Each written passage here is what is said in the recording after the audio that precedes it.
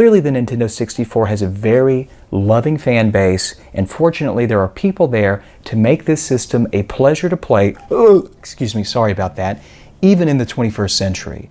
Okay, so look, I think that we all know at this point that I am not the biggest N64 fan alive. Quite frankly, I'm not a big fan of this system at all, but you know what? It doesn't really matter because I can still appreciate all of the community efforts and all the mods that have been designed and developed for this hardware over the past 7 or 8 years, because there are still plenty of people who love playing this system in the 21st century. Now today we're going to be looking at another video mod that's pretty sophisticated and quite advanced. It's designed by the legendary Bordy, and it's called the N64 Advanced.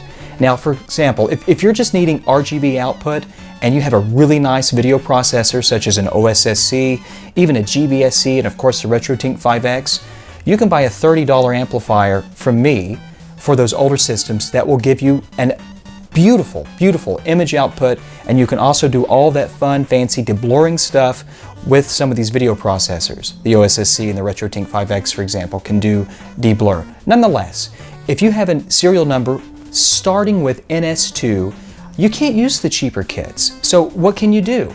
This kit is the answer. This kit not only gets you RGB output, but it'll also allow VGA in addition to component video. And on top of that, you don't even have to process the video through an external scaler to get a line 2x or a line 3x scale. Guys, Bordy's kit will give you 720p output natively just by using the hardware in the self-contained kit. That's pretty remarkable. Now the install is quite advanced, and so you're going to have some experience with some fine surface mount work, but you know what? That's why I'm here. We're going to go through this kit from beginning to end, and we're going to install it, and I'm going to go through everything that I can think of to make you a champion and to make this a success and to make it easy. So sit back, strap on, and let's do it to it. Now we have our Nintendo 64 beautifully in frame here on all 3 shots. And we're also going to take a quick look at the kit itself. Now here's the PCB, and this modification actually requires 2 flex cables. Now this is a little bit more complicated than what we're used to with the traditional digital video mods, but don't worry, it's not a big deal. Now we're just going to take these and set them to the side, and we're going to begin as always by disassembling the Nintendo 64. Let's do it.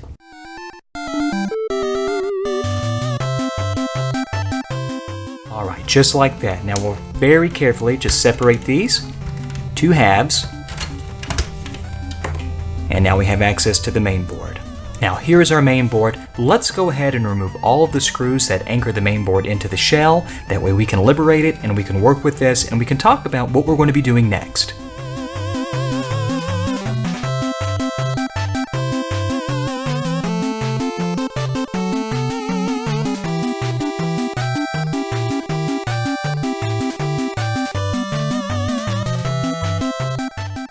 Now we've got the main board in our hands, and what we have to do now is we have to remove this heatsink in addition to the RF shield on top of the main board. Now this is very simple, and I do this a little bit differently than most people, and that's simply because it's faster, and if you're careful, it's perfectly safe. Watch this. It's just 2 screws here and here. We'll zip these out, and then I'll talk about how to separate the heat shield here basically from the main board. Let's do it. Okay, great job. Now that we have these 2 screws zipped out, what we're going to do is we're going to hold this vertically so that the power and multi-out connectors face up directly. I'm going to turn the board like so that the power port is facing me directly. What I'm going to do is I'm just going to take my finger right here, and I'm going to place it on the edge of the RF plating right here. And I'm going to take my other finger with my other hand, my index finger and my thumb, and I'm just going to slowly separate this corner just like this, very gently, just like this. Not a lot of pressure, it's really just one hand. Okay, now once I gently have this corner separated, I'm going to move over to this corner. I'm going to do the same thing. Very, very, very little pressure. As you can see, it's just a pinky's worth of pressure. Now that I've done that, both corners here have been separated. You just gently lift directly off, just like that.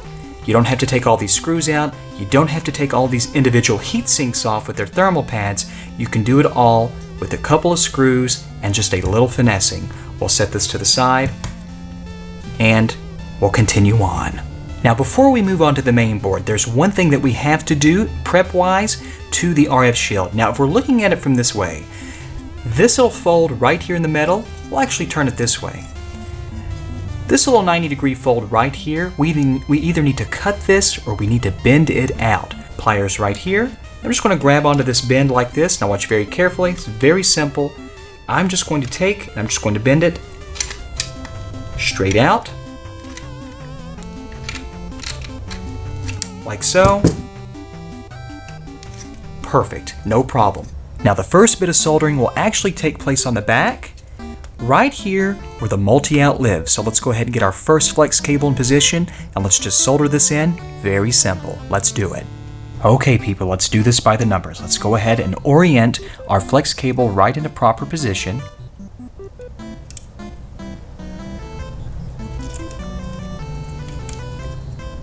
Which is just like this. Now we'll introduce some fresh, no clean flux. And I'm going to be using my knife edge tip to just float solder into all of these joints. Let's go for it.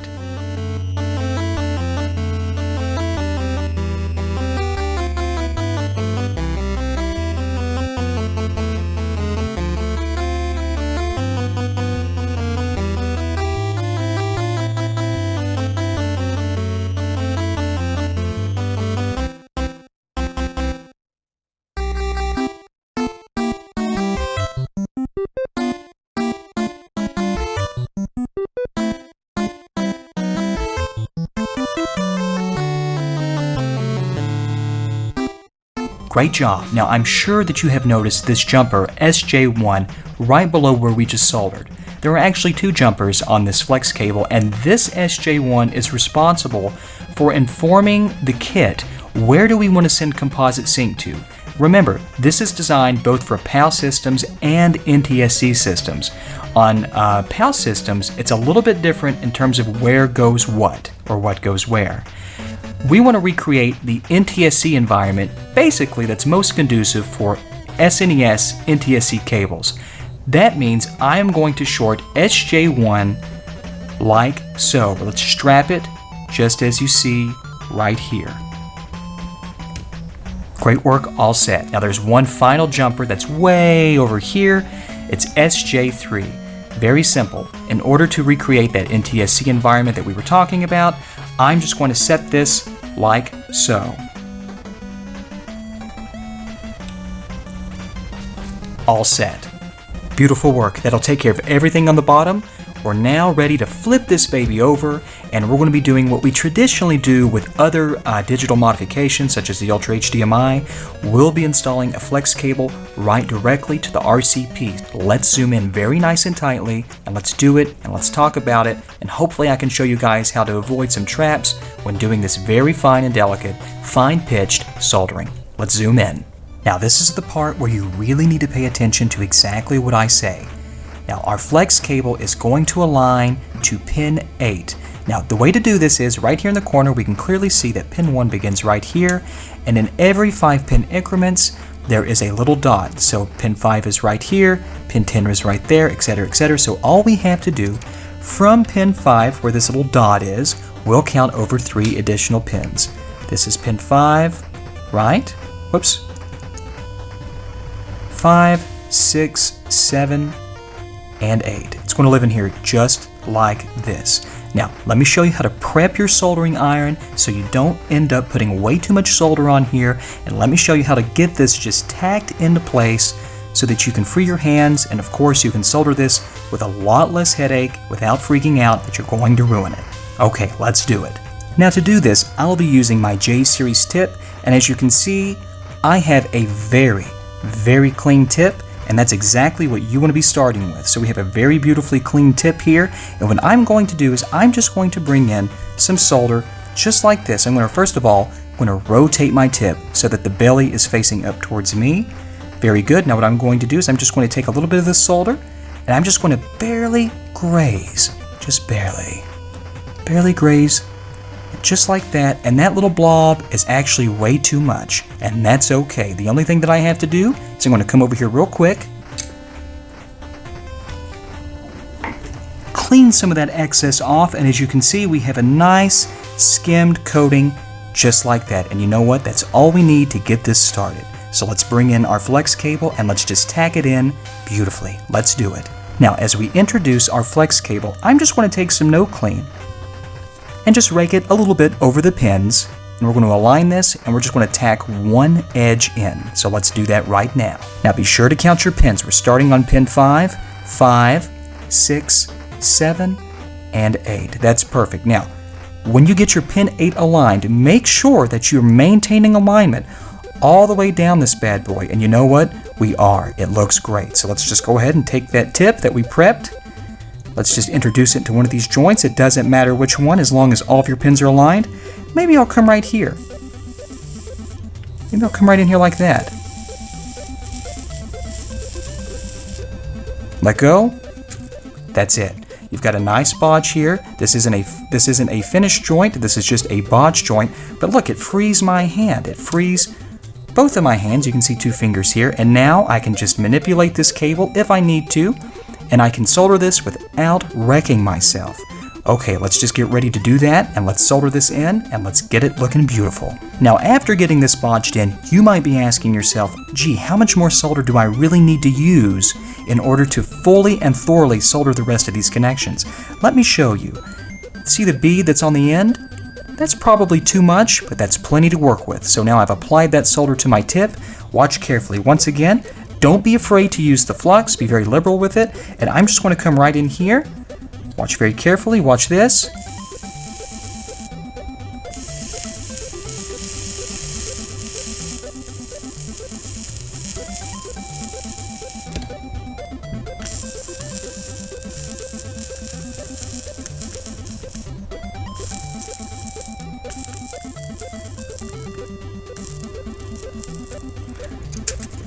Oh crap, I've used way too much solder and now I've got all of these bridges. How do I fix this? Well guys, I did this deliberately because 90% of the repairs that I do for mods similar to these are because of excess solder. How can I clear all of these bridges that I've created? And when I try to manipulate it, I'm just making it worse. Let me show you what to do. First of all, clean your tip. Now with a clean tip, what we're going to do is we're actually going to apply more flux, just like that. And the idea is we'll use the clean tip to pick up and collect all of the solder bridges that you see. It's very simple. It's just a game of picking up the solder back onto your tip and redistributing it to other joints. Let me show you. Here we're going to apply the heat just like this. I'm going to keep my tip, the belly of my tip, parallel to the board. Now watch carefully. We're just going to bring this over.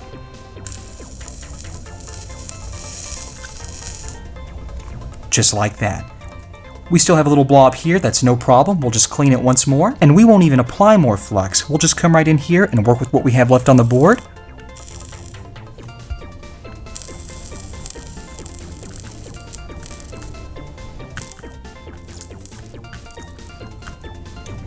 Beautiful. Now we're just going to move down a little bit here. We're going to apply some more flux, not a problem. And we're going to come right in here and we're going to finish cleaning up these bridges.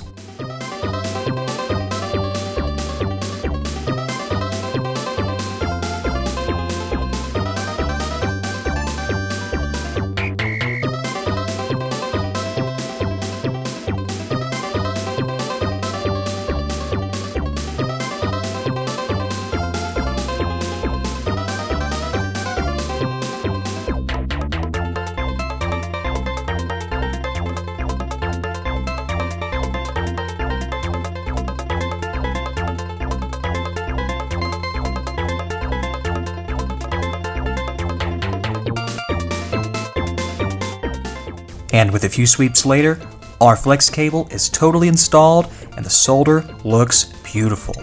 Now, this is the sweeping technique. It's not the dragging technique that you've seen me use time and time again. This is easier to use, even though it may take a little bit longer and it might be a little more tedious. Nonetheless, this is just another technique that you can put within your wheelhouse. Having said that, there are just a few other things that we need to do to this flex cable. We have 3 connections here that we're going to need to solder. These 2 to the left are primarily for controller hooks so that we can access the OSD by hitting a button combination on the N64's gamepad. And this over here is just a 3-volt supply that we'll grab from this capacitor right here. Okay, let's get it going.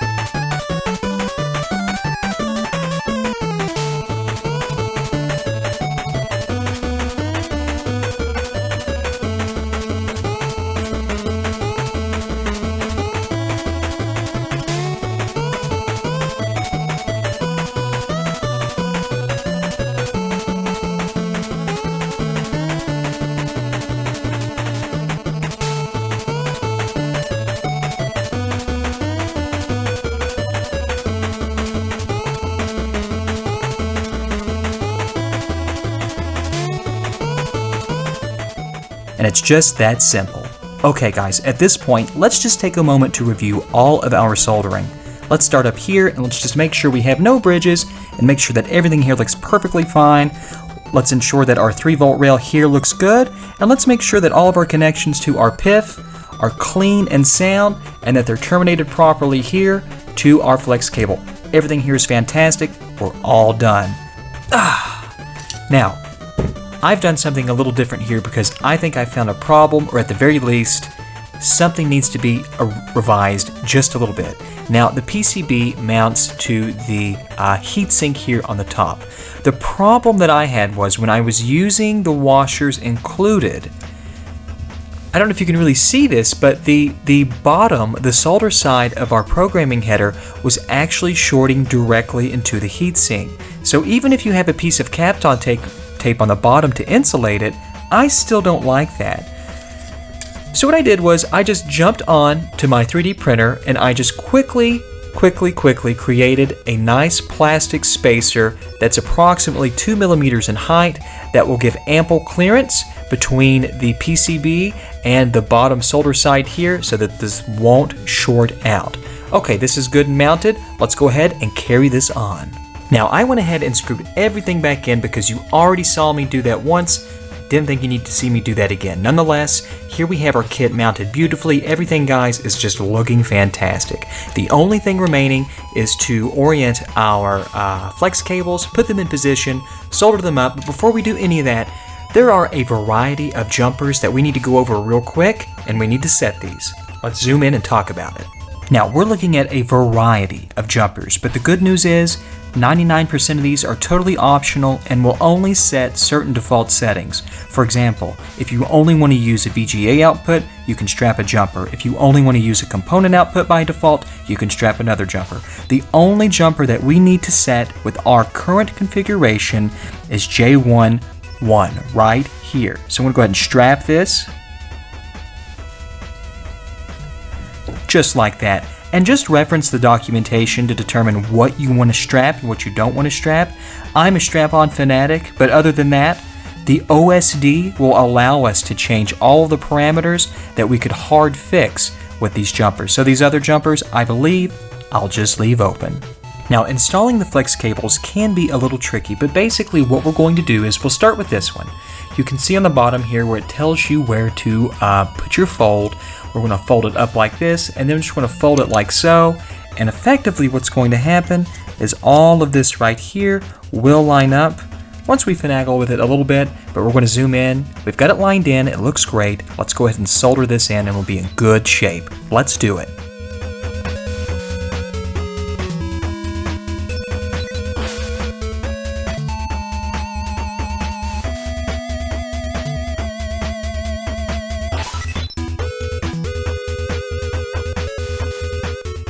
Now, just so that everybody's following along, this cable is just as easy. We're just going to bring it in like so, bend it a little bit here, and really what's going to happen is the cable's just going to come off to the side and live just like this. So it's not too difficult to orient. This one's kind of tricky because you kind of have to go over and jump over a few hoops and obstacles here, but nonetheless, that looks pretty damn good. Now let's just move on, and let's get this side soldered in too.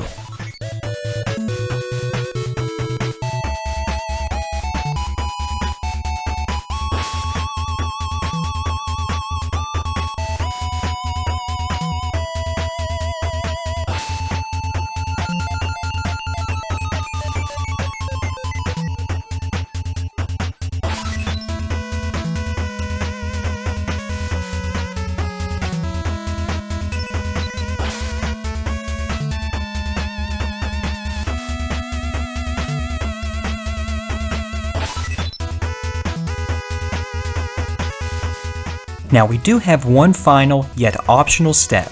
If we want to make our ground just a little bit more rigid, we have a nice ground solder pad here, and what we can do is we can just loosen the screw here, and we could just anchor a ground by tying a wire under the screw, clamping it down by tightening this bolt back down, and then we'll just solder here, and it'll just make our ground a little more rigid. You can do that if you want to, it's up to you.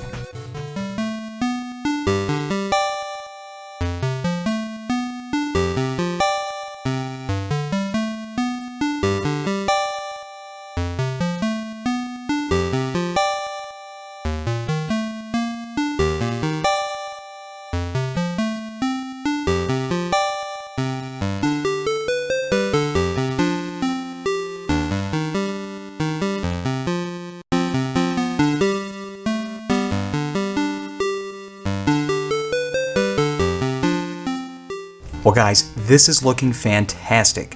Okay, great work. Everything is mounted and soldered into place. It's at this point, before you put the top back on, I would highly encourage you to just go ahead, give this a test, make sure all the functionality is there, make sure it's working, button it back up, let's test it out, and let's talk about our overall thoughts of this kit. Let's do it. Wait, there's just one last thing that I have to do.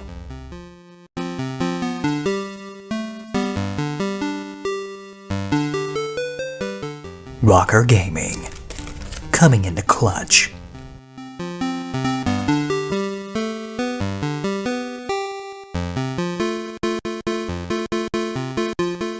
Much better.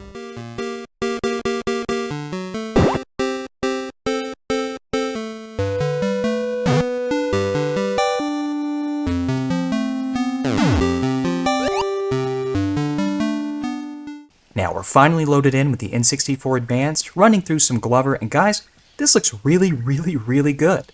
And we're actually using HD Retrovision Wii component cables to do this, and the little dongle that you saw in the video, that was actually designed by Citrus 3000 for the GC Dual, but you know what? It works perfect for this project. It makes it solderless, you don't have to wire your own or roll your own cables, and I'll have a link in the video description so you can make your own. It costs just a couple of dollars. Nonetheless, we're running around here and everything looks just fine, as fine as the N64 can really look. But if we pull up the OSD here, which I'm going to do, let's see, I think it's this. Here we go, perfect. We have several options here that we can manipulate. If we just look into the video description or the video info, it'll just give us some details about the video format, what's being outputted. This is a 240p game. We're using YPbPr as the format. Deblur is off. And a few other things. But if you want to get in and change some of these settings, this is where you kind of get downtown. Now, line multiplier settings. This is where if you're not using an OSSC or a RetroTink, and you want to connect, for example, this Nintendo 64 directly into a television or a monitor that has component or even a capture card, this is where you do it. And guys, it's pretty cool. I'll filter through these, and we may not have the best picture output because I don't have the OSSC tuned for 480p, because that's what we're using right now, but we can also do line 3x. Now to do line 3x, the phase lock loop needs to be enabled here, and in order to do that, you have to run a quick test to make sure that it's there and it's triggering properly. So we'll turn that on. Takes just a second to relock, and there you go. You've got 720p right out of the gate.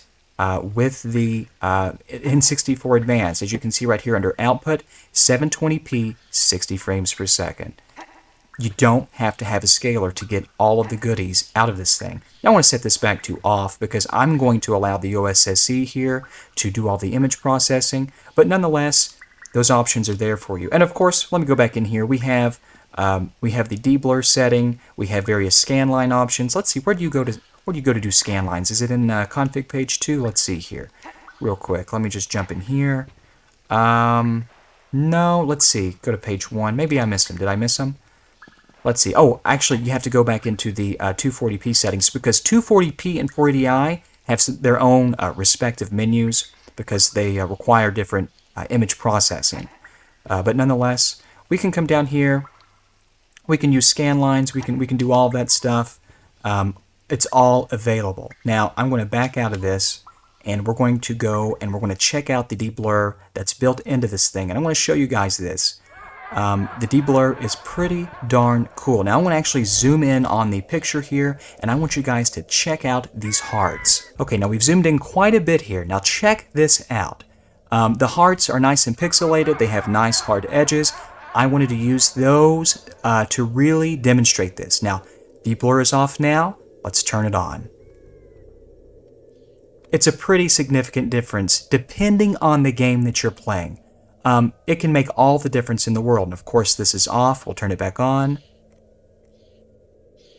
Quite striking. Let's take a look at the hand in the bottom right-hand corner, and let's see how much of a difference deblur has on those graphics. Okay, now once again, deblur is off. Let's just toggle it on. Sometimes it can be subtle. Sometimes it can be pretty significant. Now, in the case of these graphics here, this 2D sprite work, it's pretty significant. I'm not a huge stickler for deblurring, but I can certainly appreciate and understand why people are. Nonetheless, it looks pretty good. And here are just a few shots of the deblur with the zoom not all the way in. This is just a normal picture aspect ratio. And as you can see, still, it's quite significant. It can make all the difference in the world depending on the video content and, of course, depending on the game. Now, if you want to save these settings, like, for example, I want to keep the deblur on, I want to make sure that's toggled on. I'm going to go back. I'll go to the load and save. And I want to save this configuration, and I'm going to confirm, and it's saved. Just like that. I got to tell you, the N64 Advanced, if you're willing to spend a little bit more money, this is around 90 I think, British pounds. And if you have an N64 that can't use the cheaper kit, and you're not really interested in using an external video processor, I think I would get this and an HDMI or a component to HDMI converter and save about $1 zillion. If I were really looking for an excellent video solution for my newer model N64, rather you use it with a scaler or rather you use it without a scaler, it's a very good value when you look at the price for the current digital solutions. And quite frankly, the digital solutions, they don't offer much over an analog video output that's being piped into the current video processors that we have now. As a matter of fact, there are no Nintendo 64 digital internal solutions that offer a motion adaptive deinterlacing algorithm for 480i content. The RetroTink 5X, it does, and it's beautiful. So I'm a personal fan of just leaving all the heavy lifting to the video processor, an external video processor. And it's just a better value as far as I'm concerned. But everybody has their own unique corner cases, and everybody has their own sort of, their needs. But listen, I would plug this into my HD TV with the component inputs on that television, and I would be totally satisfied because the quality is just phenomenal. Well, guys, we're all done. Now, that was the Nintendo 64 Advanced. What a great analog solution for people who have the newer Nintendo 64s that can't use the older and much cheaper RGB kits, and of course also for people who are wanting to get great video quality out of their Nintendo 64 without having to rely on any external processing, such as a RetroTink 5X, OSSC, GBSC, or even a LaneMeister. Great value, absolutely phenomenal, and of course, no better cable than the HD Retrovision series of component cables. We actually use the Wii component cable that they designed, in addition to this little tiny dongle right here designed by Citrus 3000 for use with the GC Dual. This little dongle costs maybe a couple of dollars to produce, and it works flawlessly. Now I'll have a link for the project files for this in the video description. Nonetheless, this is what I used. Excellent, excellent solution for those who are looking for something in the analog space. This does the job just fine. And let's talk about the cost of this. I recommend that you go to my friend Adam, who owns Retro Gamer Stuff. Now he's overseas in the Europe, Britain, UK territories. I don't know what the difference is between any of those people because I failed geography. Nonetheless, this kit I think is around 80 pounds. 80 British pounds maybe? Dirt cheap when you do the conversion if you're in the US. Fantastic value. Now this guy's been around just as long as I have. I've done that business with Adam for probably 10 years and he's exceptional. He's an exemplary figure in this community and he's just a wonderful person to have. He's reliable and he's a good guy. So go there, there's a link that's going to show up. This kit is super affordable there. I don't even know how the guy turns a profit, and don't worry about international shipping. It's just as cheap as domestic shipping for us here. I don't know how he does that either. Nonetheless, this kit is great. It works flawlessly. The only thing that I have to say as far as criticism goes is I think the install is a little cumbersome and I think it's a little more difficult than it really should be. Now this is very similar to the installation of the N64 Digital as well as the Ultra HDMI. Now the Ultra HDMI has the best flex cable by far, especially the version 2. The N64 Digital's flex cable is okay, but there's far too many manual breakouts that you have to solder. I don't really like that. I think if you're going to go to the trouble of designing it, make it complete and intact. Don't make the customer or the installer have to break out solder and additional wires. It's a flex cable for a reason. Nonetheless, the flex cable of this N64 Advanced is pretty darn good. It shares some similarities to the N64 Digital's flex cable where you have to solder a few wires, a couple of conductors, 3 in this case. Nonetheless, it's okay. The only thing that I wish that they would fix on the flex cable is that on the end that connects to the N64 Advanced PCB, you have to solder those connections. I wish that we could put some sort of interface on there to where it could just be a nice FFC or a zero insertion force connector that this can just be clamped into, because there are 2 ribbon cables that you have to solder completely on both ends. Nonetheless, for the price, can you really complain? I don't think so. And as far as the mounting goes, I had some problems there too, but I think they're going to work that out in the documentation, and they'll probably include an extra part, but just keep a lookout on the mounting. Having said that, guys, if you enjoyed this video, please consider giving me a sub and like, and share this with your friends, your school teachers, and your grandma. I'm for everybody. And tell me in the comments below what you would like me to see. What would you like to see in the future from me? What would you like to know? I want to help you. But I can't help you unless you have that GD notification button clicked. If it even exists anymore, I don't know. That's just what that's what all the other scene kids say. That's what they all say on here. Jesus Christ. Okay, guys, take care of yourselves. I hope this helps. I hope that you guys are having a good time. Do your best. Don't worry about failing. As long as you keep practicing, you're going to be a winner. Just keep at it. Take care. See you next time.